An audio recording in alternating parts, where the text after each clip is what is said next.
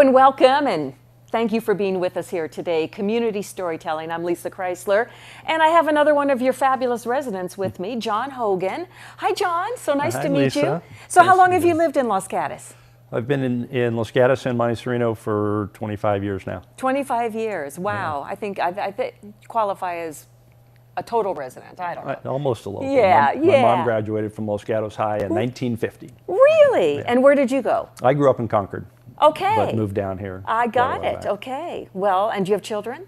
I have two, both graduated from Los Gatos High. Yep. There we go. We're family. There How about that? So this is such an interesting story.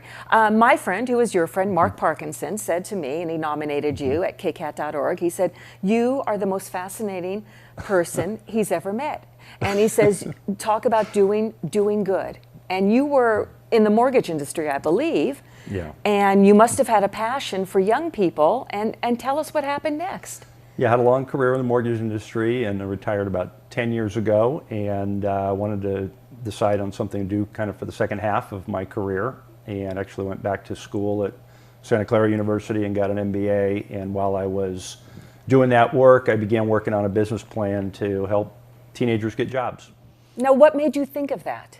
I'm a little bit of a cranky old man of like, why aren't these kids working anymore? What's going on? That's great. Okay. Wanted to look at that. I did learn that teen employment is really at about a 50-year low. The teenagers do not work as much as they used to, and so came up with an idea to try to help connect teens to businesses and become something of a matchmaker for that. And out of that was born a nonprofit called TeenForce that I founded 7.5 years ago, and we started right on Church Street in downtown Los Gatos. Really? So you have an office here? We did. We're now in downtown San Jose, but there's a little story about the evolution, but we spent the first 2 years right in downtown Los Gatos. So how does it work, and how do teenagers find you, or do you find them? Yeah, I think when we started, it was really built around Los Gatos teens, and being next to the high school, it was pretty easy to find them and connect with local businesses and make those matches. About a year into our work, I began to learn about youth in the foster care system. And one of our neighbors, another Los Gatos resident, was working on foster youth education and told me, hey, if you want to help young people get jobs, really should look at help supporting foster youth. Absolutely. And so over the next 5 years, we went from 10% of our work with foster youth being up to 70% of our work helping foster youth, teens and young adults get jobs.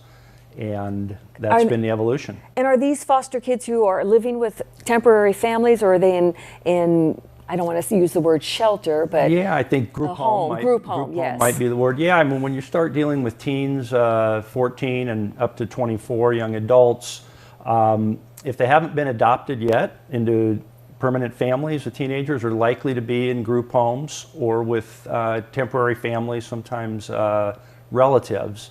But those are the youth that need the most support.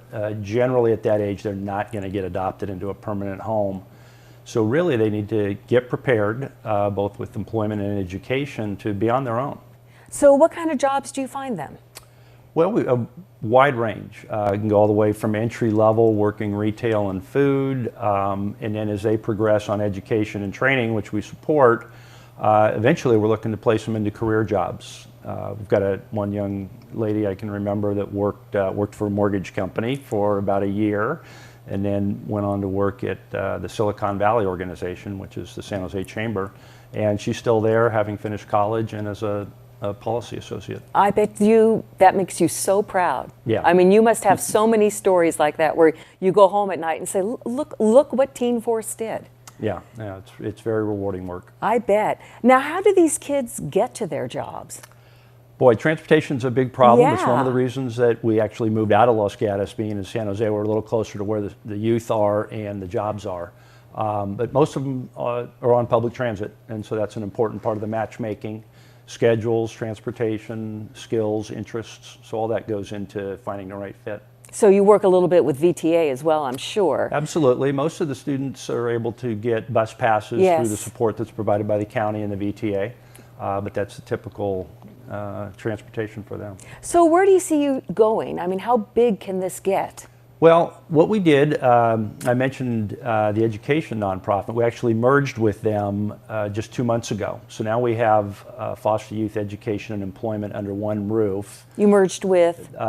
Silicon Valley Children's Fund is the other agency. Yeah, so the two agencies are together. Wow. And so where do we see that going? Our objective is what we call N equals all, and that means we want to support every single foster teen and young adult in Santa Clara County with education and employment, starting really in high school all the way through till they finish training and post-secondary education and really get started into a career. That's a lofty goal. It is. There's about 100 per age, so that's about 800 youth in the county that are in our age group. It's a lot, but you know, we can count to 800. Yes, so because I think we can help everyone. You're no longer retired. So yes, That's right. you have plenty of, you're going to have to retire from retirement or something like that. That's amazing.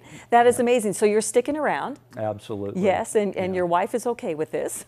Oh yeah. Because when you retire, you're supposed to be living the good life. Oh, she's a preschool teacher and she loves that too. So there you go. There you go. Yeah. So how can KCAT followers help you?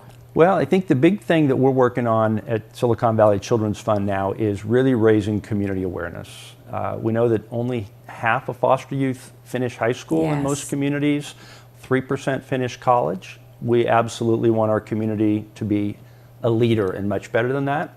We already are. Our high school graduation rates are about 80% for foster youth, and we get college. We offer college scholarships, and our scholars are graduating college at a 30% rate. So we still want to move those numbers up. The way the community can help is really become a mentor to foster youth. There's many needs for foster youth housing. It's really the teenagers and the young adults that have the hardest road ahead. And they're not as warm and cuddly as a 2-year-old, right? So it's really important to reach out to agencies like ours and others to find out how you can help. TeenForce.org, does that sound right? Absolutely. There you go. Well, it's been a pleasure meeting you. John Hogan, and what a fabulous, fabulous nonprofit, TeenForce.org, and what a fabulous KCAT.org. Have you gone to KCAT.org and you nominate somebody who's just like John? Because we know you're out there. Everyone has a story, and generally a fabulous story at that, just like John's. Thanks for being with us today. KCAT TV 15.